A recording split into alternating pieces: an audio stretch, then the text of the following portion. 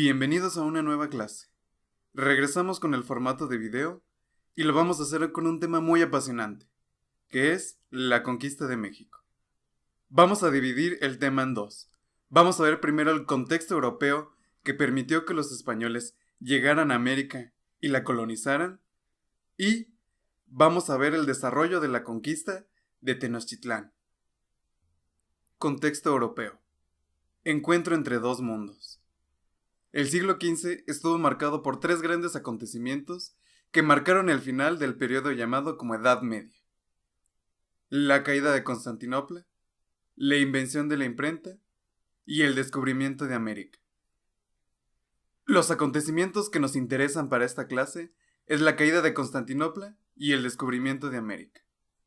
La caída de Constantinopla da fin a una guerra de siglos entre los turcos otomanos y el Imperio Bizantino, o el Imperio Romano de Oriente. De manera simbólica, representa el final del Imperio Romano de Oriente, que había sobrevivido a su hermano, el Imperio Romano de Occidente, durante 1000 años. Económicamente, fue un golpe muy duro para los reinos cristianos de la época, puesto que Constantinopla era la entrada para el comercio terrestre con Asia, el camino hacia la India. Para no empobrecerse, los reinos europeos tenían que encontrar una nueva ruta a la India. El primer país en aventurarse fue Portugal. De hecho, desde principios del siglo XV ya se había lanzado a la aventura en el mar, explorando y colonizando ciertas partes de las costas de África, así como algunas islas. Uno de sus más famosos navegantes fue Enrique el Navegante, quien también era príncipe portugués.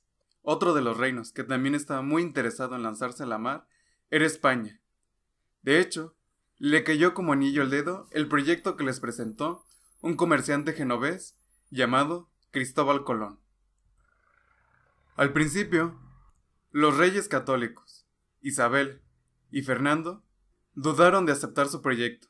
De hecho, tardaron varios años en patrocinarlo. El resto de la historia la conocemos muy bien. Ya con patrocinadores que apoyaran su viaje, Cristóbal Colón logró reunir una tripulación y se lanzó hacia lo desconocido en 3 carabelas.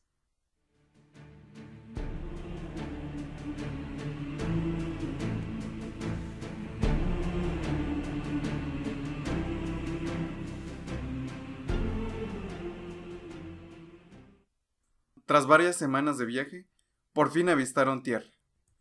Colón creyó que había llegado a las Indias y, de hecho, aunque volvió otras 3 veces, nunca se percató que había descubierto otra masa continental. Si bien, decir que se descubrió América no es la manera más adecuada de describir ese acontecimiento, es el que vamos a utilizar porque está muy arraigado a nuestra cultura. Lo más correcto es llamarle encuentro entre dos mundos. Tras el descubrimiento, Portugal también quería explorar en estas latitudes, pero los reyes españoles no lo querían permitir. Por esta razón tuvo que mediar el Papa español Alejandro VI. De estas reuniones derivó el tratado llamado de Tordesillas, en el cual se creó un meridiano a 350 leguas de la isla de Cabo Verde. Todas las tierras que se encontraran pasando el meridiano, solamente España tendría derecho para explorarlas y colonizarlas. Todas las que estuvieran antes serían de Portugal. Los demás reinos tendrían que acatar esta orden. Los españoles no perdieron el tiempo y fueron explorando y colonizando las islas del Caribe, así como parte de Centroamérica. La isla más importante fue Cuba, gobernada desde 1511 por Diego de Velázquez. Velázquez mandó unas expediciones que terminaron descubriendo las costas de lo que hoy es México. Una de estas expediciones fue la de Francisco Hernández de Córdoba, quien exploró la península de Yucatán. Esta expedición desembarcó a tierra y tuvieron contacto con unas culturas mayas. Si bien en general fueron bien recibidos, terminaron siendo atacados por un señorío maya. Varios de los integrantes de la expedición murieron. Los sobrevivientes regresaron a Cuba, donde murió Hernández de Córdoba poco tiempo después, no sin antes mencionar a los demás españoles que habían tenido contacto con una cultura superior, muy diferente a las que habían encontrado en las islas del Caribe. Velázquez decidió mandar otra expedición, esta vez a cargo de Juan de Grijalva. quien tenía la encomienda de seguir explorando desde donde Hernández de Córdoba se quedó. Y Grijalva logró llegar mucho más al norte por el Golfo de México. Cuando llegó a la parte que hoy sería San Juan de Ulúa en Veracruz, tuvo contacto con unos enviados de Moctezuma. Estos les dieron unos regalos a los españoles, entre ellos oro. Cuando regresaron a Cuba y enseñaron la magnificencia de los regalos que les habían dado los mexicas, solo sirvió para aumentar la ambición y la avaricia de los españoles. El gobernador Velázquez decidió mandar una tercera expedición. Esta vez estaría a cargo de Hernán Cortés. Pero poco antes de que saliera de Cuba, decidió que ya no le iba a mandar a él, porque sentía que Hernán Cortés era demasiado ambicioso, aún para parámetros de la época. Naturalmente Cortés no se quedó de brazos cruzados y decidió escapar de la isla. Logró convencer aproximadamente 600 hombres de que se unieran a él. Así, sin permiso, Cortés inició su expedición.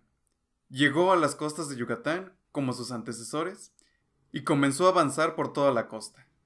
A todos lados que paraban, oían hablar del imperio mexica, lo rico y lo poderoso que era. Cortés y sus hombres sabían que si querían ganar riquezas, era ese señorío el que debían vencer. Para cuando llegaron a Tabasco, los españoles tuvieron un enfrentamiento con un grupo maya. Los vencieron fácilmente y los mayas les rindieron tributo, como era costumbre entre los prehispánicos. Entre los regalos que recibieron, se encontraba un grupo de 20 mujeres. Aquí es cuando entra a escena uno de los personajes más famosos de toda la conquista y también uno de los más controversiales, una indígena llamada Malintzin, mejor conocida en la historia como la Malinche. Esta terminó siendo consejera, informante e intérprete de Cortés. Incluso llegaron a ser amantes. Con ella y con Jerónimo de Aguilar, que era un náufrago español que ya llevaba varios años prisionero de los mayas, Cortés logró comunicarse con los enviados de Moctezuma. Malintzin recibía la información en náhuatl y la pasaba al maya a Jerónimo de Aguilar, y este ya se la traducía al español a Hernán Cortés. Así se mantuvo ese proceso hasta que Malintzin, que era una mujer muy inteligente, aprendió el español y ya era intérprete directa de Hernán Cortés. Vamos a hacer un pequeño paréntesis con Malintzin. Ella se convirtió al cristianismo y fue bautizada como Marina. La historia ha tratado muy injustamente a esta mujer. Como sabes, el término de Malinche se utiliza para referirse a alguien admirador de lo extranjero y que demerita lo mexicano. Esto es totalmente incorrecto, porque Malintzin, para empezar, no era mexica. De hecho, fue vendida por los mismos mexicas como esclava a los mayas y estuvo con los mayas hasta que llegó a las manos de Cortés. Ella no traicionó a nadie, era una esclava que ayudó a derrotar al señorío que la convirtió en una esclava. Es como si se le llamase traidor a un inglés que ayudó a Francia a derrotar a Alemania. No hay ninguna traición en ello. Cortés y sus hombres continuaron su viaje. En el camino lograron la sumisión de varios pequeños señoríos, ya sea porque les ganaban en una batalla o porque se unían voluntariamente. Algo muy importante que hay que tener en cuenta es que la conquista de México no solo es la caída de Tenochtitlán, sino también la sumisión de todos esos pequeños señoríos ante Cortés. La sumisión y las alianzas que lograron fueron pequeñas conquistas para los españoles. Cortés fundó la Villa Rica de la Veracruz, y con este hecho demuestra lo inteligente que era políticamente. Veracruz, un rinconcito donde hacen su nido las olas del mar. En base a las leyes españolas de la época, fundó esa población para desligarse de Diego de Velázquez y depender directamente del rey. Así, Diego de Velázquez no podía arrestarlo, enjuiciarlo, ni dictarle sentencia de muerte. Moctezuma no logró su cometido de ahuyentar a los españoles, a pesar de todos los regalos que les envió. De hecho, estos fueron un incentivo para los españoles para continuar su travesía a Tenochtitlán, a esa ciudad que les mandaba tan ricos regalos. Uno de los sucesos más conocidos de la conquista de México es que Cortés averió sus barcos en Veracruz para evitar que sus hombres huyeran, y así mostrarles que o conquistaban a los mexicas o morían en el intento. Los primeros aliados de Cortés fueron los totonacas. Con ellos, avanzaron hacia el Valle de México. Pasaron por el señorío de Tlaxcala y los tlaxcaltecas les hicieron frente. Tras unas contundentes victorias, los tlaxcaltecas terminaron por rendirse y al final se unieron a los españoles para derrotar a los mexicas. Poco antes de llegar a Tenochtitlán, Cortés pasó por Cholula, donde realizó una terrible matanza, argumentando, en una carta al rey Carlos V de España, que los cholultecas les habían preparado una emboscada y este solo se les había adelantado. Unos días después, Cortés vio por primera vez la gran Tenochtitlán. Él y todos sus hombres se quedaron sorprendidos de la magnitud y la belleza de la ciudad.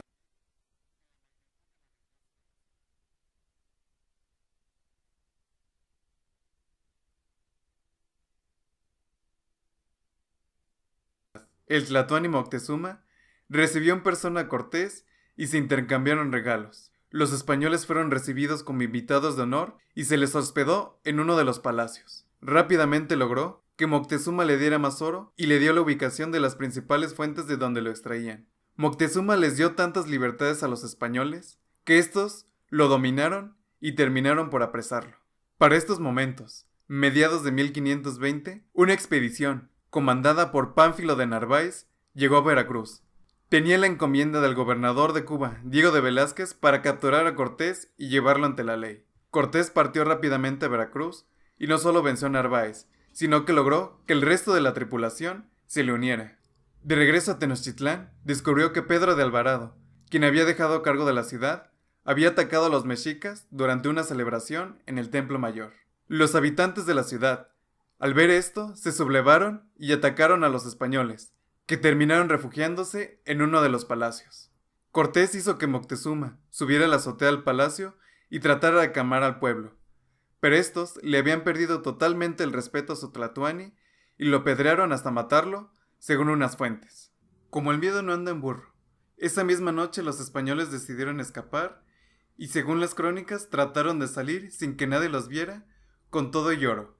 Los mexicas los emboscaron y murieron cientos de españoles, así como miles de sus aliados totonacas y tlaxcaltecas. Cortés, que logró cruzar el lago y escapar, se cuenta que se sentó debajo de un ahuehuete y lloró. A este acontecimiento lo conocemos como la Noche Triste.